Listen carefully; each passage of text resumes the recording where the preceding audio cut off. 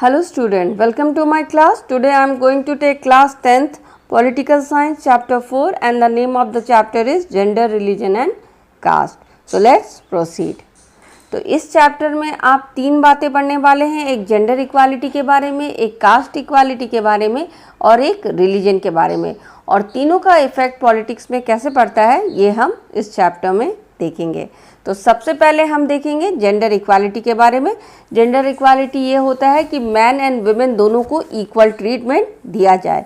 कहने के लिए तो लोग कहते हैं कि हम सब लड़कों और लड़कियों के साथ एक जैसा व्यवहार करते हैं, बट इन रियलिटी ये सच नहीं है, क्योंकि प्रैक्टिकलिटी में आप देखोगे, प्रैक्टिकल लाइफ में देखोगे तो बहुत सारी बातें ऐसी है जो शो करती है कि जेंडर इक्वालिटी एक्चुअली एग्जिस्ट नहीं हो रहा है और लोग सच में जेंडर इक्वालिटी दिल से फॉलो नहीं कर रहे हैं। हमारे कंट्री में एक सिस्टम चलता है sexual division of labour. Sexual division of labour क्या होता है? इसमें ये होता है कि कुछ वर्क जो होता है वो विमेंस के लिए फिक्स कर दिया जाता है कि ये वर्क औरतों का काम है, और कुछ वर्क फिक्स कर दिया जाता है मैन के लिए कि ये तो मर्दों का काम है। जैसे कि घर के सारे काम औरतों के लिए और बाहर के सारे काम आदमियों के लिए फिक्स कर दिया जाता है। पर वही घर के काम अगर बाहर पेमेंट के साथ होता है, जैसे कि होटल में कुक का काम या टेलर का काम, दर्जी का काम, तो ये जो काम होते हैं जब इसके लिए पेमेंट मिलने लगता है तब वही मर्द जो घर पे वो काम करने से मना करते हैं वो काम वो बाहर पे करना शुरू कर देते हैं। तो कभी कभी क्या होता है, औरतें भी बाहर पे काम करती हैं। जैसे वो औरतें बाहर से पानी भर के लेकर आना या ईंधन का सामान इकट्ठा करना, फ्यूल्स लेकर आना, इस तरह की जो काम करती हैं बाहर भी करती हैं औरतें, तब भी उनकी इज्जत और वैल्यू नहीं की जाती। और जब वो कभी ऑफिस वाला भी काम करती हैं जिसमें उनको पेमेंट भी मिल रहा होता है, तब भी औरतों को उतना सम्मान, उतना वैल्यू नहीं दिया जाता सोसाइटी में जितना कि मर्दों को दिया जाता है। तो जब औरतों के साथ इतनी इनइक्वालिटी हो रही है तो इनइक्वालिटी के अगेंस्ट में कई मूवमेंट स्टार्ट किए गए जिसको फेमिनिस्ट मूवमेंट कहते हैं। फेमिनिस्ट मूवमेंट वो मूवमेंट होता है जिसमें लोग डिमांड करते हैं, जिसमें ये जो ऑर्गेनाइजेशन है जिन्होंने ये फेमिनिस्ट मूवमेंट स्टार्ट किया है या कोई पर्सनल लेवल पे जिसने फेमिनिस्ट मूवमेंट स्टार्ट किया है, वो डिमांड करता है कि औरतों को पॉलिटिकल लेवल पे, सोशल लेवल पे इक्वालिटी मिले, साथ में भी उनको अपने घर में और उनके पर्सनल लाइफ में भी इक्वालिटी मिले, और इसी को डिमांड करने वाले मूवमेंट को कहा जाता है फेमिनिस्ट मूवमेंट। बहुत सारे स्कैंडिनेवियन कंट्रीज़ हैं जैसे कि स्वीडन, नॉर्वे एंड फिनलैंड, वहाँ पे आप औरतों का कंडीशन देखोगे तो इंडिया के कंडीशन से बहुत बेहतर है। वहाँ पे इस तरह से इतना ज़्यादा भेदभाव औरतों के साथ नहीं होता। मगर इंडिया जैसी कंट्रीज़ में आज भी औरतें जेंट्स की सोसाइटी से, जेंट्स के मिलने वाली रिस्पेक्ट से काफ़ी दूर हैं और उनके साथ इक्वल ट्रीटमेंट नहीं होता। इसका मेन रीज़न ये है कि जो हमारी सोसाइटी है वो बेसिकली पैट्रियार्चियल सोसाइटी है। पैट्रियार्चियल सोसाइटी क्या होती है? वो सोसाइटी जिसमें मेल मेंबर को या जेंट्स को या फादर फिगर को ज़्यादा इंपॉर्टेंट दिया जाता है। उसमें घर का हेड कौन होता है? कोई ना कोई मेल होता है, स्पेशली फादर होते हैं उसके हेड। और इससे क्या होता है, इससे जो भी मेल कैंडिडेट होता है घरों पे, जैसे कि फादर हो या ब्रदर हो या हस्बैंड हो, उनको ज़्यादा वैल्यू और पावर दिया जाता है, औरतों को ज़्यादा वैल्यू और पावर नहीं दिया जाता। तो ऐसे बहुत सारे प्रूफ्स हैं जो ये प्रूव करते हैं कि वुमेन्स के साथ आज भी डिस्क्रिमिनेशन होता है। आप लिटरेसी रेट ले लीजिए, अगर औरतों का लिटरेसी रेट देखेंगे तो सिर्फ 54% है, और अगर जेंट्स का लिटरेसी रेट देखेंगे तो 76% है। औरतें अगर स्कूल लेवल पे अच्छा परफॉर्मेंस भी दे रही हैं, छोटी छोटी लड़कियां और बच्चियां अपने छोटे स्कूल्स में अगर अच्छा परफॉर्मेंस देती हैं, अच्छे मार्क्स लाती हैं, लड़कों से भी अच्छे मार्क्स लाती हैं, तब भी जब हायर एजुकेशन की बात आती है तो आप देखोगे कि ज़्यादातर लड़कों पर माँ बाप खर्चा करते हैं और लड़कियों पर नहीं करते। अगर आप प्रपोर्शन देखेंगे औरतों का कि हाई सैलरी जॉब कितनी मिल रही है औरतों को, तो भी आप देखोगे कि उनकी जो प्रपोर्शन है, लेडीज़ को हाई सैलरी वाला जॉब कम मिलता है और जेंट्स को हाई सैलरी वाला जॉब जल्दी मिलता है। और जब आप काम कंपेयर करेंगे कौन कितना काम कर रहा है, तो आपको ये बहुत आश्चर्य होगा कि ऑन एन एवरेज दिन भर में जितना काम औरतें करती हैं उससे कम करते हैं आदमी काम। ऑन एन एवरेज 1 आवर ज़्यादा काम करती हैं औरतें कंपेयर टू मैन। जब आपने इस सारी इनइक्वालिटी चल रही थी तो गवर्नमेंट ने रेन्यूमरेशन एक्ट 1976 को भी पास किया, जिसमें कहा गया कि इक्वल वेजेस दिया जाएगा इक्वल वर्क के लिए। ये एक्ट पास हो जाने के बावजूद भी आज भी सोसाइटी में विमेंस का जो सैलरी है वो मैन के सैलरी से काफ़ी कम है। जब भी कभी बच्चा होने वाला होता है तो ज़्यादातर लोग यही प्रेयर करते हैं इंडिया जैसी कंट्री में कि लड़का हो, लड़की ना हो। और अगर पता चल जाता है लड़की होने वाली है तो कई बार उसको होने से पहले मार दिया जाता है या होने के बाद उसको मार दिया जाता है। इसके कारण क्या होता है, हमारे जो कंट्री का सेक्स रेशियो है, सेक्स रेशियो किसको कहते हैं? सेक्स रेशियो मतलब नंबर ऑफ फीमेल पर 1000 मेल, यानी कितनी औरतें हैं 1000 मेल में कितनी औरतें हैं। वो आप देखोगे कि जो हमारे कंट्री का सेक्स रेशियो इस मेंटालिटी के कारण काफ़ी नीचे चला गया है। और अब आज के डेट में 1000 मैन पे सिर्फ 919 ही फीमेल मिलेंगी आपको देखने के लिए, और किसी किसी जगहों पे तो वो 800 और 850 से भी कम नज़र आएंगी। तो ये क्या है, ये मेंटालिटी शो करता है कि हमारे कंट्री में काफ़ी विमेंस डिस्क्रिमिनेशन हो रहा है। साथ में विमेंस के साथ विमेंस को हैरास करना ऑफिसेस में, या उनका एक्सप्लॉयटेशन करना, या उनके अगेंस्ट में वायलेंस करना, डोमेस्टिक वायलेंस, आजकल ये कॉमन न्यूज़ हो गया है जो आता रहता है, और ये प्रूव करता है कि विमेंस डिस्क्रिमिनेशन काफ़ी हद तक चल रहा है। तो विमेंस का जो ये डिस्क्रिमिनेशन है उसको हम कैसे सॉल्व कर सकते हैं? हम विमेंस को पॉलिटिकल रिप्रेजेंटेशन देकर भी इस प्रॉब्लम को सॉल्व कर सकते हैं। पर अनफॉर्चुनेटली अगर आप पॉलिटिक्स में विमेंस का कितनी विमेंस पार्टिसिपेट कर रही हैं ये देखेंगे तो आपको पता चलेगा कि विमेंस का पार्टिसिपेशन पॉलिटिक्स में काफ़ी कम है। 2014 का जब लोकसभा इलेक्शन हुआ था तो 12% सीट विमेंस के लिए विमेंस कैंडिडेट को मिला था, और इससे पहले तो इससे भी कम मिला था। पहली बार 12% मिला था 2014 में, उससे पहले तो उससे भी कम मिला करता था। तो ये दिखाता है कि विमेंस का जो पोजीशन है पॉलिटिक्स में बहुत कम है, और विमेंस के प्रॉब्लम को सॉल्व करने के लिए विमेंस को पॉलिटिकल पावर देना जरूरी है, क्योंकि विमेंस का प्रॉब्लम विमेंस ही अच्छे से समझ सकती हैं, और जब वो पावरफुल पोजीशन में होंगी तभी उसके लिए कुछ अच्छा सॉल्यूशन ला सकती हैं। यहाँ तक कि अफ्रीका और लैटिन अमेरिका जैसे कॉन्टिनेंट में भी विमेंस का पार्टिसिपेशन पॉलिटिक्स में इंडिया से कंपैरेटिवली ज़्यादा है। तो इसीलिए इंडिया में भी ये उम्मीद की जा रही है कि कुछ लीगल एक्शन लिया जाए, कुछ लीगल लॉ लाया जाए जिससे विमेंस का पार्टिसिपेशन पॉलिटिक्स में बढ़ जाए। इसके लिए बिल भी प्रपोज किया गया है पार्लियामेंट में, पर वो अभी तक डिस्कशन के तक ही सीमित है और अभी तक ये बिल पास नहीं हुआ है। हालांकि जो लोकल लेवल का गवर्नमेंट होता है जैसे पंचायती राज एंड म्यूनसिपैलिटी, उसमें आपने विमेंस पार्टिसिपेशन देखा है, और 1/3 सीट्स उसमें विमेंस के लिए एक्चुअली रिजर्व कर दिया गया है। पर गवर्नमेंट इस इनइक्वालिटी को दूर करने के लिए काफ़ी स्टेप ले रही है, जैसे एजुकेशन के फील्ड में काफ़ी प्रोग्रामें चला रही हैं वो, और ताकि औरतों को एजुकेशन दे दिया जाए, ताकि एजुकेटेड होंगी औरतें तो अपनी राइट डिमांड कर सकती हैं। तो जैसे बेटी बचाओ बेटी पढ़ाओ वाला प्रोग्राम चल रहा है, जिससे आप विमेंस एजुकेशन को सपोर्ट करते हो। इसके अलावा डाउरी सिस्टम के अगेंस्ट और जो विमेंस के अगेंस्ट जो वायलेंस होता है उसके अगेंस्ट स्ट्रिक्ट लॉ बनाई गई है, और इसको तोड़ने वालों को स्ट्रिक्ट पनिशमेंट दिया जाता है। फीमेल इन्फेंटिसाइड, जो मतलब कि जो लड़कियां पैदा होती हैं और 1 साल से पहले मर जाती हैं क्योंकि उनका ठीक से देखभाल नहीं किया जाता, इसे भी गुनाह माना गया है। साथ में अगर आपने सेक्स पता करने की कोशिश की बच्चे का उसके बर्थ से पहले, इसको भी एक क्राइम माना गया है, और ऐसे करने वाले पता करने और कराने वाले डॉक्टर्स और पेरेंट्स दोनों को ही स्ट्रिक्ट पनिशमेंट दिया जाता है। इक्वल रिन्यूमरेशन एक्ट पास किया गया है, जिससे कहा जाता है कि दोनों लड़के और लड़कियों दोनों को समान काम के लिए समान वेतन दिया जाए। लोकल गवर्नमेंट में भी, पंचायती राज म्यूनसिपैलिटी में भी 1/3 सीट वुमेन्स के लिए रिजर्व कर दिया गया है, और इन स्टेप्स से गवर्नमेंट अपने कंट्री में होने वाले डिस्क्रिमिनेशन को कम करने की कोशिश कर रही है। दूसरा एस्पेक्ट जो इस चैप्टर का है आपका रिलीजन क्या है, आपको पता ही हमारे कंट्री में बहुत सारे रिलीजन है, और रिलीजन के कारण, इतने सारे रिलीजन होने के कारण कभी कभी प्रॉब्लम भी आ जाती है। गांधी जी का कहना था कि रिलीजन को कभी भी पॉलिटिक्स से सेपरेट नहीं किया जा सकता, क्योंकि रिलीजन मॉरल वैल्यू सिखाती है लोगों को, और ये जो एथिक होते हैं रिलीजन के वो बहुत अच्छे होते हैं, और इनको यूज़ करना चाहिए पॉलिटिक्स में गाइडेंस के लिए।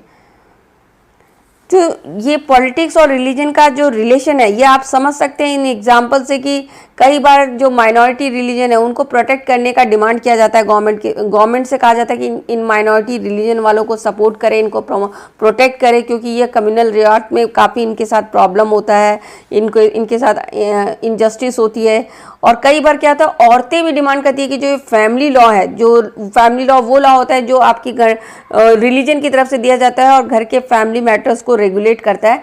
तो कई बार वुमेन्स डिमांड करती है कि इन फैमिली लॉ को चेंज किया जाए, क्योंकि इनके कारण वुमेन्स डिस्क्रिमिनेशन, इनइक्वालिटी फैल रही है।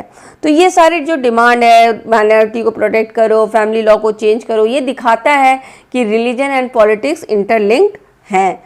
गवर्नमेंट कई बार इंटरफेयर करती है, हालांकि इंटरफेयर करना हमारे कंट्री में मना है, पर कभी कभी पीस के लिए या फिर डिस्क्रिमिनेशन को दूर करने के लिए या इक्वालिटी लाने के लिए गवर्नमेंट इंटरफेयर करती है। पर जब भी गवर्नमेंट इंटरफेयर करे उसको ये ध्यान देना बहुत ज़रूरी है कि वो किसी भी एक रिलीजन के साथ पार्शियलिटी ना करे।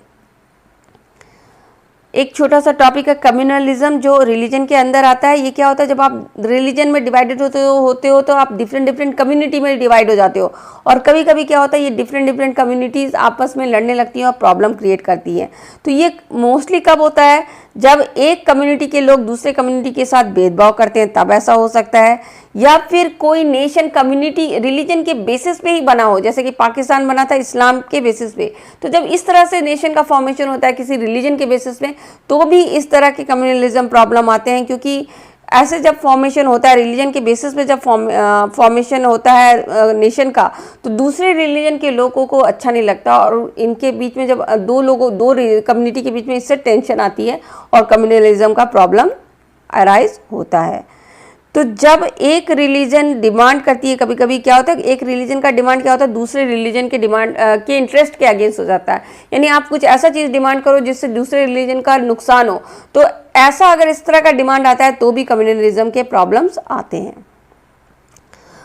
और जब एक बिलीव आ जाती है लोगों के अंदर कि मेरा रिलीजन सबसे अच्छा है, मेरा रिलीजन सबसे पावरफुल है, मेरा रिलीजन सुपीरियर है, तो इस तरह की जब फीलिंग आती है और तब आप दूसरे रिलीजन को हीन भावना से देखने लगते हो, तब भी कम्युनलिज्म की प्रॉब्लम आती है।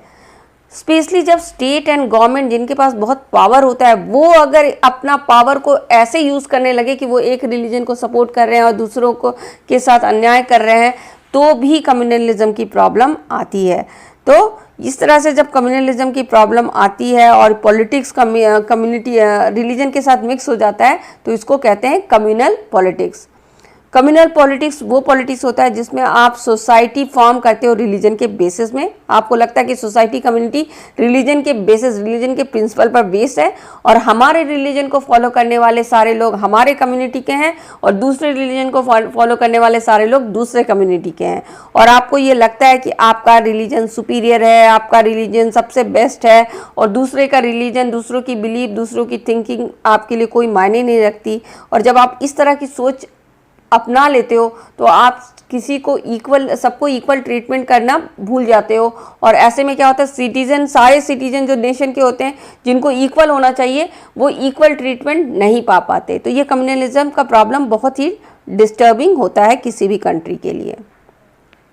तो आप ये कम्युनलिज्म के प्रॉब्लम जब आ जाती है तो इससे क्या क्या प्रॉब्लम आती है, एक तो रिलीजियस प्रेजुडाइज हो जाता है, एक मेंटालिटी बन जाती है, एक स्टीरियोटाइप सोच बन जाती है कि हमारा रिलीजन अच्छा और दूसरों का रिलीजन अच्छा नहीं। और ये जब ये कम्युनल माइंड आ जाता है आपके अंदर, जब आप इस तरह की सोच डेवलप कर लेते हो, तो आप क्या करते हो, आपके अंदर पॉलिटिकल पावर पाने का डिमांड, आपका डिज़ायर आता है, आपके अंदर सोच आती है कि मेरे पास कम्युनल पावर हो। तो जब इस तरह की पावर पाने का जब कम्युनिटी में सोच आ जाती है, तो पार्टी पॉलिटिक्स के लिए में फाइट होने लगता है, पावर के लिए फाइट होने लगता है, और तब क्या होता है, जो भी रिलीजन मेजॉरिटी में होती है वही पावर में आ जाती है। और जब जो रिलीजन मेजॉरिटी में होती है वो पावर में आती है, तो जो माइनॉरिटी में रिलीजन होती है उनको बुरा लगने लगता है, और फिर वो सेपरेट नेशन, सेपरेट कंट्री का या सेपरेट पॉलिटिकल यूनिट का डिमांड करने लगती हैं। जब आप पॉलिटिकली मोबिलाइज करते हो, रिलीजन को यूज करते हो पॉलिटिक्स के साथ, तो क्या होता है, लोग क्या देख के वोटिंग करने लगते हैं, मेरिट देख के नहीं वोटिंग करते। पॉवर्टी प्रॉब्लम सॉल्व हुई, डेवलपमेंट आया या नहीं आया, करप्शन दूर हुआ या नहीं हुआ, ये सारी बातें दूर चली जाती है और आप वोट किस बेसिस पे करते हो, रिलीजन और कास्ट के बेसिस पे वोट करने लगते हो। और आपको वोट पाकर जो रिप्रेजेंटेटिव भी आता है वो भी क्या करता है, वो भी जो अपने रिलीजन के लोग हैं उनको सपोर्ट करता है और दूसरों को सपोर्ट नहीं करता। और इसी कम्युनलिज्म के प्रॉब्लम के कारण कितने बार ही हमारे कंट्री में भी रिवॉल्ट्स हुए हैं और कितने बार ही कितने लोगों की जान गई है। पार्टीशन ऑफ इंडिया इसका बेस्ट एग्जांपल है, जिसमें कम्युनल रिवॉल्ट्स के कारण लाखों लोगों ने अपनी जान गंवाई थी। तो इसका सॉल्यूशन क्या हो सकता है, ये कम्युनलिज्म प्रॉब्लम ना आए, कम्युनल रिवॉल्ट्स ना हो, इसके सॉल्यूशन ये हो सकता है कि हम एक सेक्युलर कंट्री को में रहें और अपने कंट्री को सेक्युलर बनाने की कोशिश करें। और इंडिया ने इसके लिए बहुत अच्छा काम किया। इंडिया ने शुरू में ही पार्टीशन के तुरंत बाद जब अपना कॉन्स्टिट्यूशन लिखा तो अपने आप को सेक्युलर कंट्री डिक्लेयर कर दिया। इंडिया का कोई ऑफिशियल रिलीजन नहीं है, जबकि हमारे अगल बगल के देशों में ही, पाकिस्तान में आप देखोगे इस्लाम वहाँ का ऑफिशियल रिलीजन है। श्रीलंका में आप देखोगे कि बुद्धिज़्म वहाँ का ऑफिशियल रिलीजन है। हम पर रूल करके जो ब्रिटेन गए हैं उनका ऑफिशियल रिलीजन क्रिश्चियनिटी है। पर हमारे कंट्री में जहाँ की इतने सारे रिलीजन हैं, तब भी हमने किसी भी रिलीजन को ऑफिशियल रिलीजन या एक स्पेशल स्टेटस किसी भी रिलीजन को नहीं दिया। हमारे कंट्री में हर एक को छूट है कि वो कोई भी रिलीजन फॉलो कर सकता है और उसको प्रैक्टिस कर सकता है। और हमारे कॉन्स्टिट्यूशन किसी भी रिलीजन के बेसिस में कोई भी डिस्क्रिमिनेशन, कोई भी भेदभाव एक रिलीजन से दूसरे रिलीजन में नहीं करती। दो रिलीजन के लोगों के साथ भेदभाव हमारी कॉन्स्टिट्यूशन नहीं करती।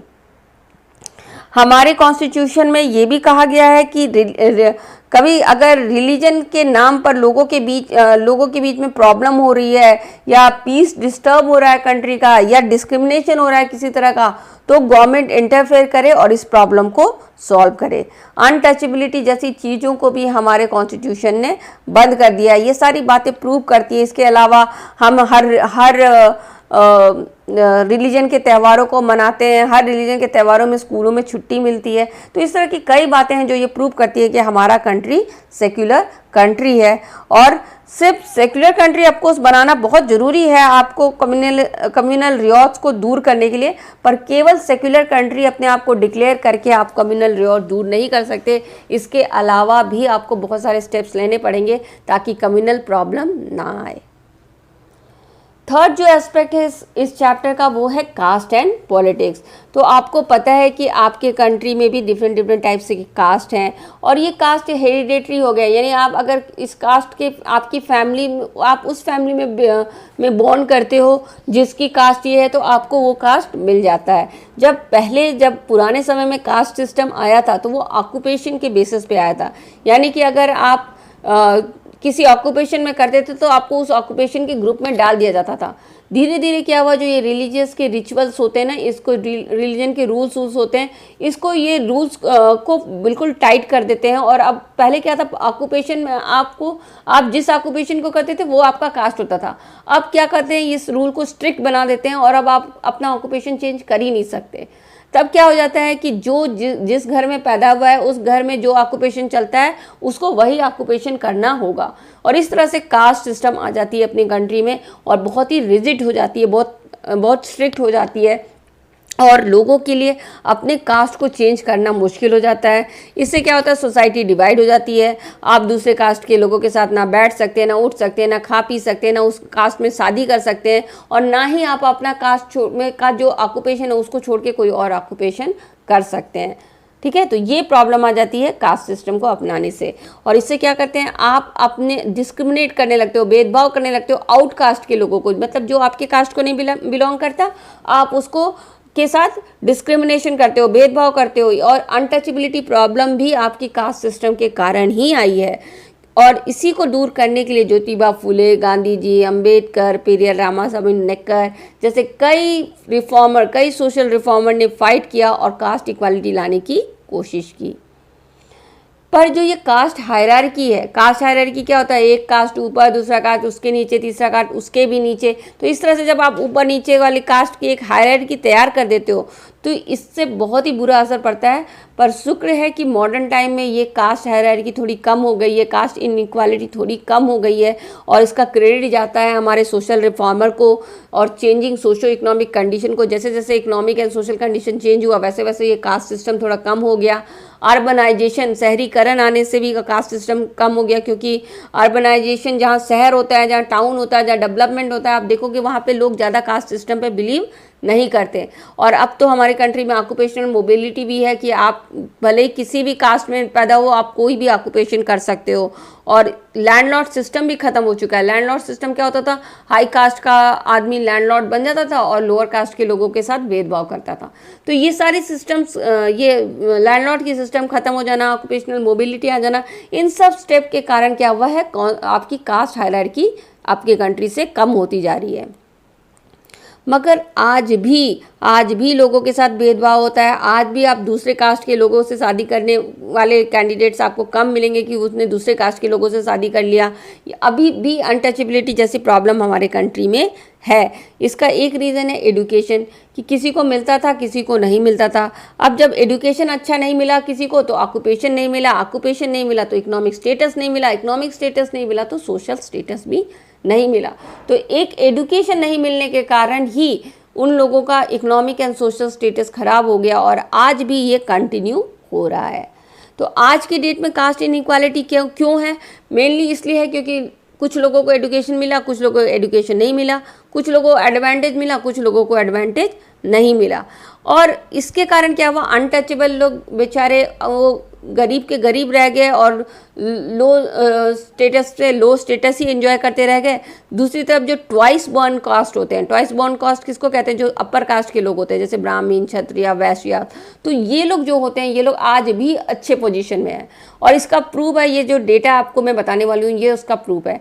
आप जब सर्वे करोगे, एनालाइज करोगे डेटा को, तो आप क्या पाओगे, जो इकोनॉमिक स्टेटस है वो अपर कास्ट के लोगों का ज़्यादातर अच्छा है, और जो नीचे जाति के लोग हैं जैसे आदिवासी, दलित लोग जो हैं उनके साथ बहुत ही बुरा है। और जो बैकवर्ड कास्ट के लोग हैं, जो सोसाइटी में भी बीच के लेवल में आते हैं और वो अपने इकोनॉमिक स्टेटस में भी बीच के लेवल पे ही आते हैं। प्रपोर्शन ऑफ पीपल जो होती हैं, जो पुअर होते हैं, जब आप परसेंटेज निकालोगे कि कितने लोग किस कास्ट में पुअर है, तो आप देखोगे कि पुअर लोगों की संख्या गरीब जो छोटे कास्ट के लोग हैं उनमें ज़्यादा है, और जो ऊपर बड़े कास्ट के लोग हैं उनमें काफ़ी कम है, उनमें काफ़ी कम पॉवर्टी है। और फिर बैकवर्ड कास्ट के लोग फिर से मिडिल में हैं। अगर आप परसेंटेज ऑफ रिच पीपल में निकालोगे तो रिच लोग अपर कास्ट के लोगों में ज़्यादा है, लोअर कास्ट के लोगों में कम है, और बैकवर्ड कास्ट के लोग में बीच में है। तो जैसे हायरार्की कास्ट सिस्टम की पुराने समय में चली आ रही थी, आज भी इकोनॉमिक सोशल स्टेटस वैसा ही है। आज भी अपर कास्ट के लोग इकोनॉमिक एंड सोशल स्टेटस अच्छा एंजॉय कर रहे हैं। आज भी economic and social status lower caste के लोग थोड़ा कम एंजॉय कर पा रहे हैं, और बैकवर्ड कास्ट के लोग बीच में है। अब कास्ट का पॉलिटिक्स में कैसे यूज़ किया जाता है? अब ये डेफिनेटली कास्ट को बहुत बुरी तरीके से यूज़ किया जाता है पॉलिटिक्स में। अब पॉलिटिक्स में पावर पाने के चक्कर में क्या करते हैं, कई कास्ट लोग अपने जैसे मिलते जुलते कास्ट के लोगों के साथ ग्रुप बना लेते हैं, अपने सब कास्ट के लोगों के साथ ग्रुप बना लेते हैं और पावर में आने की कोशिश करते हैं।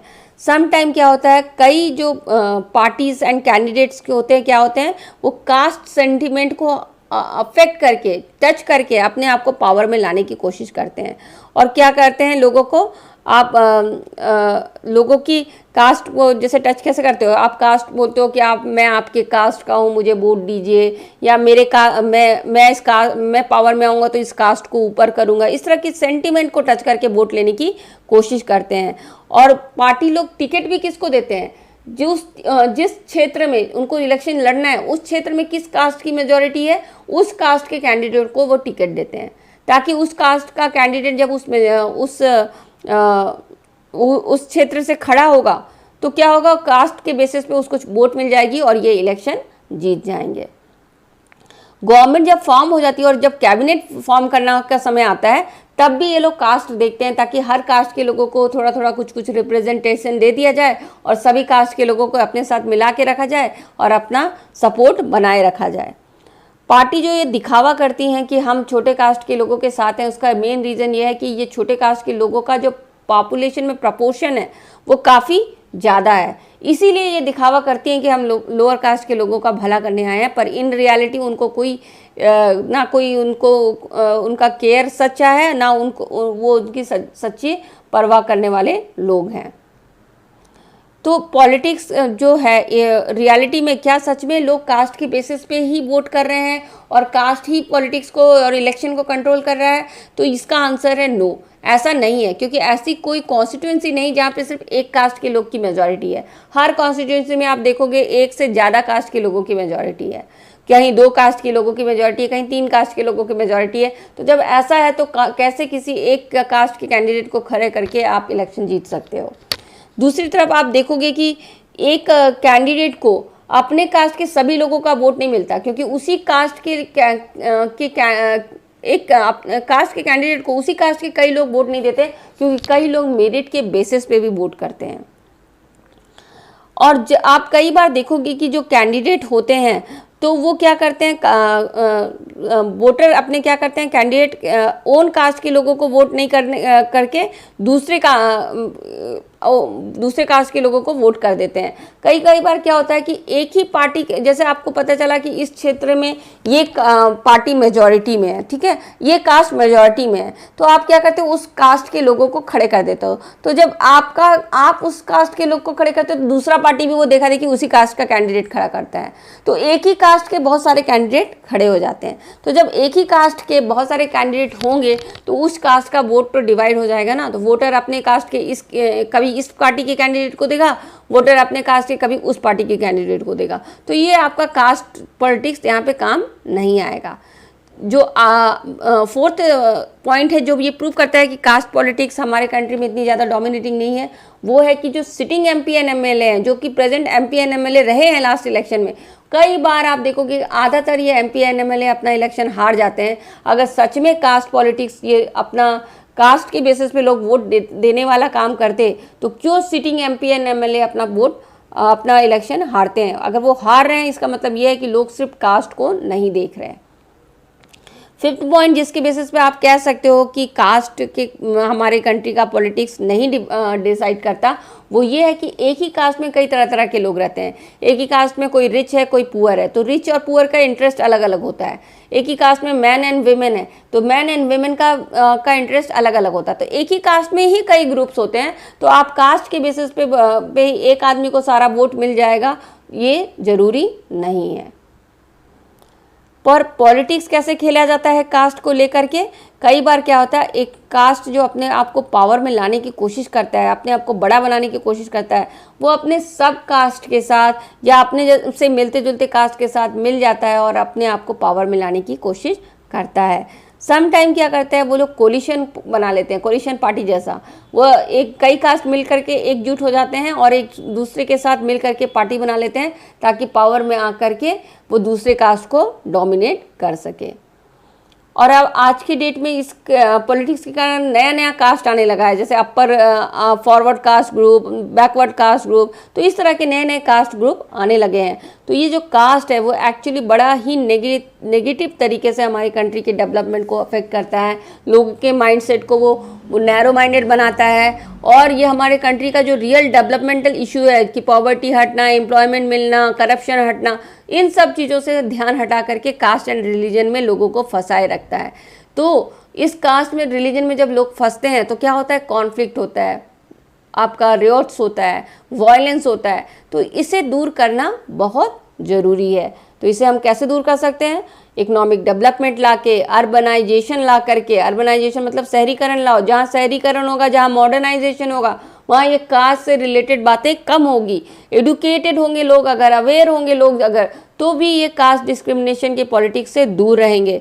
अगर लोगों के पास जॉब होगा तो ये कास्ट पॉलिटिक्स में नहीं फंसेंगे, क्योंकि जो कई बार क्या होता है लोग कास्ट पॉलिटिक्स में जॉब पाने के लिए फंसते हैं। तो अगर जॉब ऑलरेडी है तो वो कास्ट पॉलिटिक्स में नहीं फंसेंगे।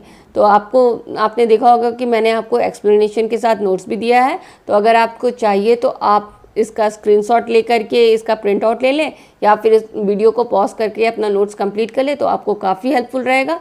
यहीं पे आपका चैप्टर ख़त्म होता है। Thanks for watching and if you like my channel do subscribe it. Thank you and happy learning.